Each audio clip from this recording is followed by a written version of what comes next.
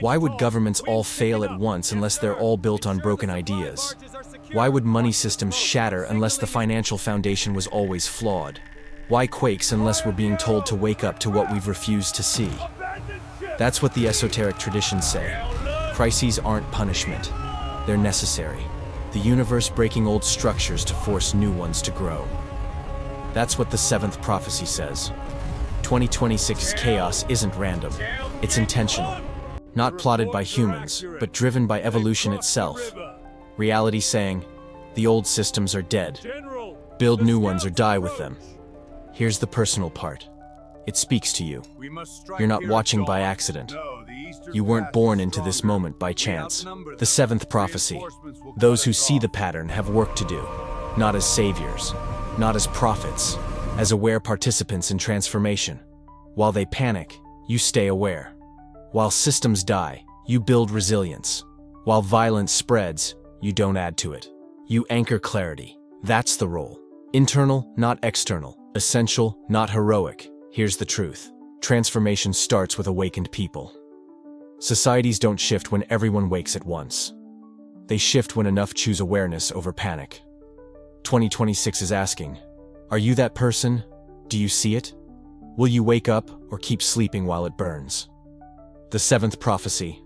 Crises are the universe calling. Those who answer don't just survive.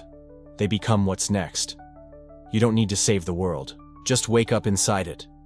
And enough individual awakenings become a wave that changes everything. So here's where we are. January and February 2026 proved 7 prophecies. Ready for what comes next? It won't stop. January was just the start. The cracks will keep spreading. But here's the choice. Meaningless collapse or necessary evolution. Inner work is real work. See your patterns. Choose a different response. Drop the fear narratives. Find clarity that moves you. Build resilience nothing external can break. Now, while you still can. These prophecies didn't come to scare. They came to prepare. Now you see. The window's open. The pattern's clear. Choice. Acknowledge where you are in history, or go back to sleep hoping it works out. The seventh prophecy. Your role isn't savior, it's aware witness. While they panic, you stay clear. While it falls apart, you build strength inside. This isn't accident, it's calling. The only question, do you answer? April 1288. Along the Bach Giang River in northern Vietnam, a Yuan war fleet moves silently with the current. More than 400 warships, tens of thousands of Mongol and Chinese warriors. The empire that had conquered from the Pacific Ocean to the gates of Vienna, that subjugated China, crushed Korea, and threatened Japan, now converging on this small tropical kingdom. And the Vietnamese are fleeing. So here's the question. How did a Vietnamese general manage to destroy an invasion fleet that had conquered China, subjugated Korea, and threatened Japan? The answer isn't divine intervention or lucky typhoons. The secret lies hidden beneath the waters of the Bach Giang in the riverbed mud. A weapon historians ignore. One that turned the tides into a naval guillotine. Now, historians love the kamikaze story. Divine winds that destroyed Mongol fleets attacking Japan in 1274 and 1281. Storms sinking hundreds of ships, killing tens of thousands, saving Japan from conquest. It's irresistible. Nature stepping in to save the day. But here's the problem. Everyone obsesses over the typhoons that lucky Japan caught. Meanwhile, almost nobody talks about Vietnam pulling off something even more devastating. Not by luck, but by design. Not divine intervention, pure engineering. The river itself became a trap. The Battle of Bach Giang in 1288 is the naval disaster history pretends doesn't exist. Not because it's boring. It's been erased because it shatters a comfortable story. That only storms or divine intervention could stop the Mongols. Vietnam proved something scarier, that knowledge, planning, and engineering can destroy even an unstoppable empire. I'll show you how. In 1279, Kublai Khan, grandson of Genghis Khan and ruler of the Yuan, finally crushed the southern Song dynasty. 2 centuries of Song resistance. Done. China unified under Mongol control for the first time. Should have been a victory lap. Instead, it created a nightmare. Vietnam, then called Jai Viet Sat, right on Kublai's new southern border. And Vietnam had done something that infuriated him. It harbored fleeing Song loyalists, gave them supplies, hosted resistance bases, let them use Vietnamese territory as sanctuary. To Kublai, this wasn't an insult. It was a threat to everything. He'd spent decades conquering China. If Song rebels could operate from Vietnam and regroup, his entire conquest stayed under siege. The border would never be stable. China would never truly be his. So Vietnam had to fall. No choice. Strategic necessity. Kublai ordered the invasion. And it wasn't his first attempt. In 1257, Mongol forces invaded Vietnam for the first time. 300,000 warriors. Overwhelming numbers. Proven tactics from dozens of victories. They won every open field battle. Captured Thung Long, today's Hanoi. Vietnam looked finished. But the Vietnamese didn't play by Mongol rules. General Trần Hưng Đạo abandoned the cities, burned the crops, destroyed the supplies, scorched earth, then vanished into the Red River Delta's forests and swamps. The Mongols held empty cities, no food, no supplies, no population to feed from. Meanwhile, Vietnamese guerrillas were everywhere, striking convoys, ambushing patrols, cutting lines. The Mongols won battles but couldn't stay. Months in, the invasion collapsed. Disease, starvation, broken morale. Kublai withdrew. First attempt, failure. But Kublai didn't quit. In 1285, he tried again. 500,000 soldiers this time. 3 armies, coordinated attacks from multiple directions. All-out push, same result. Mongols won the field battles, took the cities, but scorched earth and Vietnamese raids destroyed his supply lines. Within a year, he pulled out. 2 attempts, 2 failures. And now in 1287, he was planning a third. Trần Hưng Đạo faced a pattern. Mongols dominated open battles. Burn everything, vanish into the jungle, wait them out. It worked to force withdrawals. But that just meant Kublai would try again. As long as he had resources and the will, Vietnam stayed under threat.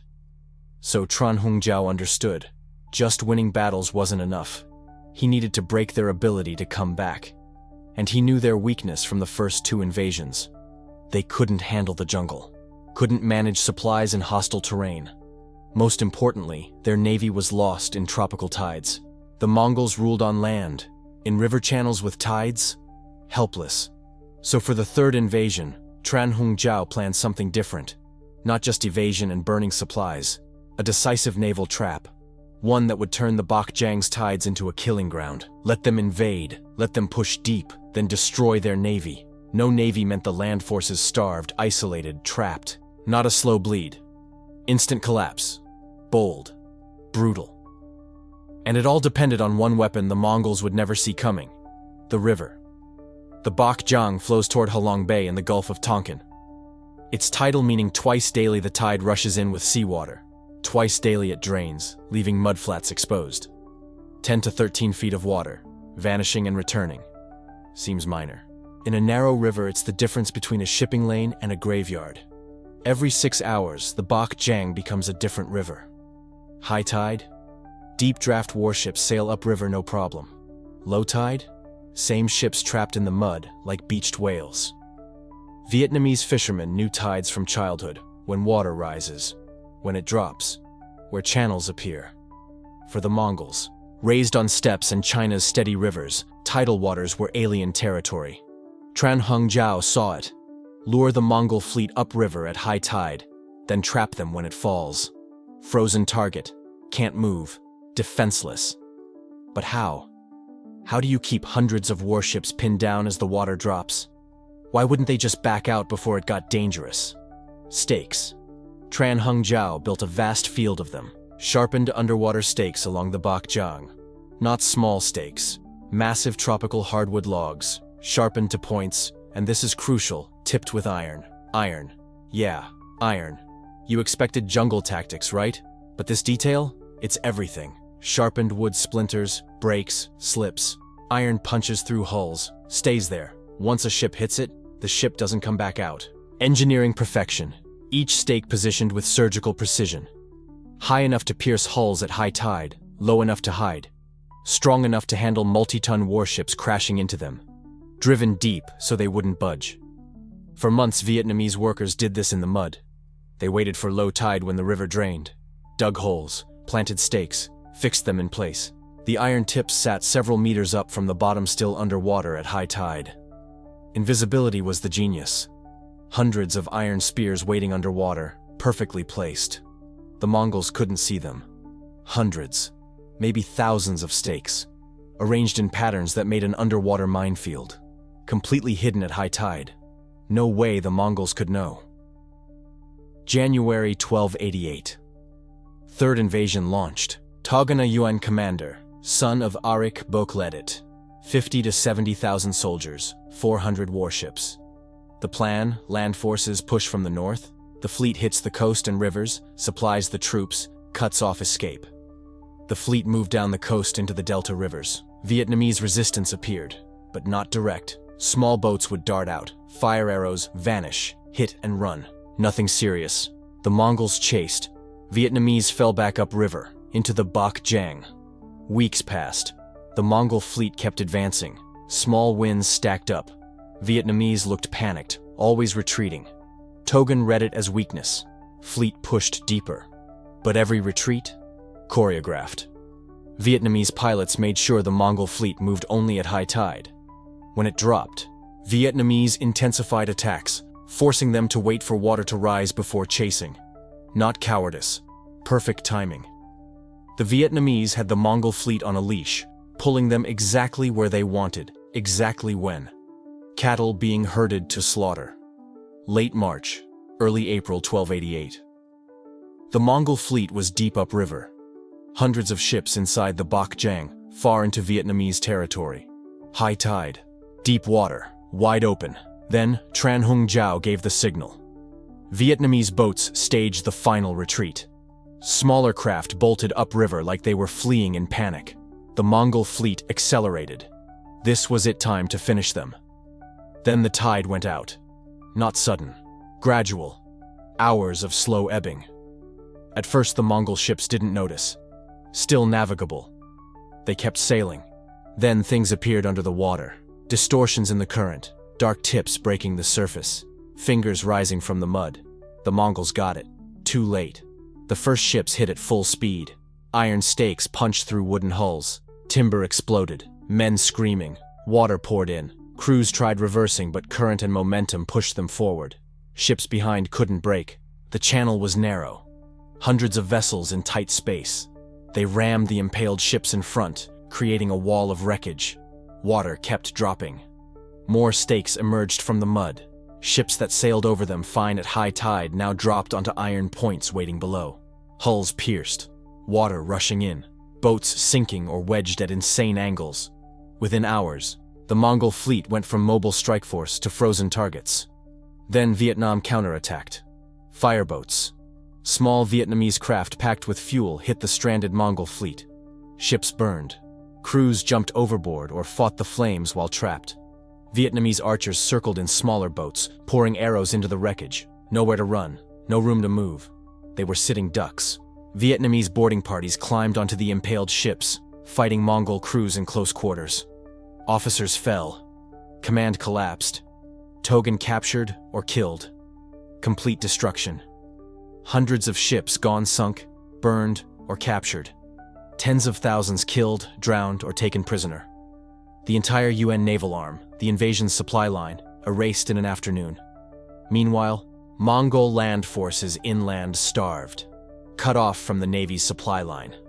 No food, no ammunition, no way out. Tran Hung Zhao's land forces moved in.